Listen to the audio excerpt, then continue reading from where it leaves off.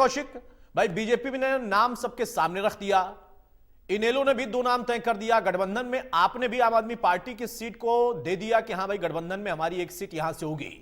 अब जेजेपी ने भी तय कर लिया कि वो 10 की 10 सीटों पर लड़ेंगे। कांग्रेस ने क्या तय किया है? कुछ भी तय नहीं हो पाया अब तक। देखिए, सबसे पहले नायाब सिंह सैनी के बयान का जवाब दे देता हूं। जो कांग्रेस के अंदर अंतर्कलह बता रहे हैं, उन्हें ये मालूम होना चाहिए उनकी पार्टी के सांसद विधायकों को पीटते हुए कैमरे में रिकॉर्ड हुए। हरियाणा के अंदर केंद्रीय राज्य मंत्री कृष्णपाल गुर्जर ने विपुल गोयल की राजनीति स्पष्ट रूप से खत्म कर दी और दावा किया गया उनके समर्थकों द्वारा कि देखो हमने विपुल गोयल को मिट्टी में मिला दिया। इसी तरीके से राव इंद्रजीत ने अपने विरोधियों को भाजपा में मिट्टी में मिला दिया और खुद इनकी पार्टी की हालत इतनी खराब है जो ये कहते हैं कि सिद्धांतवादी पार्टी, पहले हमारे यहाँ जो कार्यकर्ता है वही नेता बनता है। भाई नवीन जिंदल को किस खुशी में आपने आती सांसद की टिकट दी? अशोक चौहान जिन पर हजारों करोड़ के भ्रष्टाचार के आरोप थे, आती उन्हें राज्यसभा सांसद क्यों बना दिया? देखिए, जिन्हें दूसरे के घर में चोरी करनी है, कमाकर नहीं खाना, वो पार्टी अगर ये कहे कि कांग्रेस में अंतर्कलह है तो बड़ी दुख की बात है।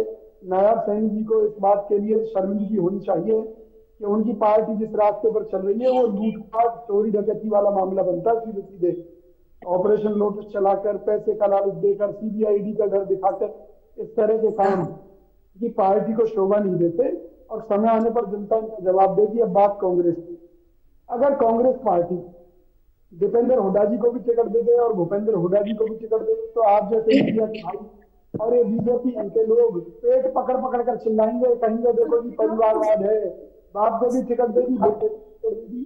अरे भाई, हुड्डा जी ने कब इनकार किया कि उनका पुत्र दीपेंद्र हुड्डा लड़ने से कहीं पीछे है?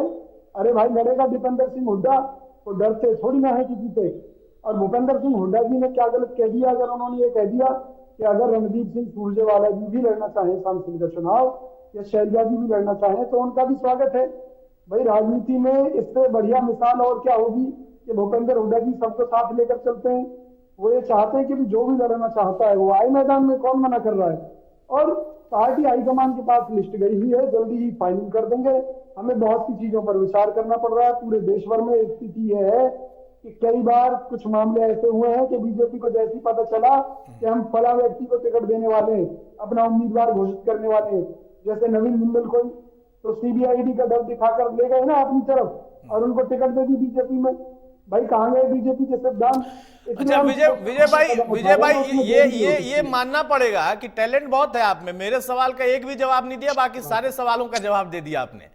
अरे मेरा सवाल ये था कि कांग्रेस ने अभी तक तय क्यों नहीं किया? आप कह रहे हैं कि बहुत कुछ देखना पड़ता है। भाई, बीजेपी ने तो तय कर दिया, बीजेपी ने नाम दे दिए। दूसरी तरफ, एक मिनट विजय भाई एक मिनट, मैं अपनी बात पूरी कर लूं फिर अपनी बात रखिएगा। दूसरी तरफ आप कहते हैं कि कहीं ऐसा ना हो कि दीपेंद्र के साथ साथ भूपेंद्र हुड्डा को भी टिकट मिल जाए। भूपेंद्र हुड्डा कह रहे हैं भाई मैं तो नेता प्रतिपक्ष हूं, चुनाव लड़ना ही नहीं चाहता। ये एक और कॉन्ट्रडिक्शन हो गया आपके बयान में। तीसरी बात कि आप कह रहे हैं कि वो कह रहे हैं कि शैलजा और सुरजेवाला लड़ ले, ये बहुत बड़ी मिसाल उन्होंने कायम कर दी। अरे भाई, क्या मिसाल कायम कर दी? एक तरफ वो कह रहे हैं कि वो लड़ लें, दूसरी तरफ वो कह रहे हैं कि आला कमान को तय करना है। तो मतलब जब कुछ तय ही नहीं है तो वो तय करना क्या चाहते हैं और कांग्रेस तय क्या कर रही है? जेजेपी ने तय कर लिया, 5 साल पुरानी पार्टी।